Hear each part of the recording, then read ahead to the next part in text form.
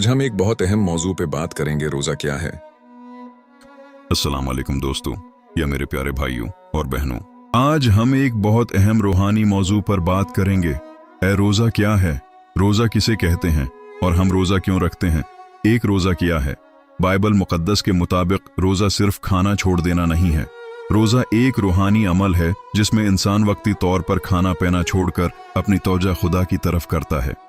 रोजा का मतलब है अपने जिस्म की ख्वाहिशात को काबू में रखना, दिल को फरोतन करना, खुदा के करीब होना। दो बाइबल में रोजे के हवाले बाइबल मुकद्दस में कई मकामात पर रोजे का जिक्र मिलता है। खुरूज की किताब में रूहानी अमल और रोजा इसलिए रखना चाहिए कि हम ईमान में मजबूत हो जाते हैं। मुकद्दस मत्ती की अंजील उसका 16 बाब टौर 6 से 18 ईत में रोजे के बारे में लिखा है कि किस तरह रोजा रखा जा सकता है।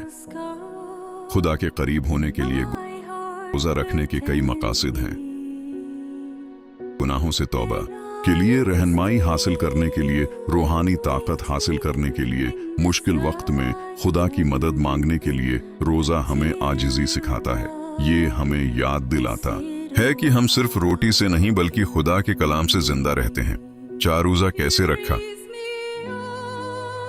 जब तुम रोजा रखो तो रियाकारों की तरह मुन्ना लटकाए ना फिरो, बल्कि अपने सर पर तेल लगाओ और मुन्ना धुओ, ताकि तुम्हारा रोजा लोगों को नहीं बल्कि तुम्हारे आसमानी बाप को मालूम हो। खुदावंद यीशु मसीह ने हमें सिखाया कि रोजा दिखावे के लिए नहीं होना चाहिए, के लिए नहीं, दुआ के साथ रखो, कलाम पढ़ने के साथ रखो, दिल साफ रखो।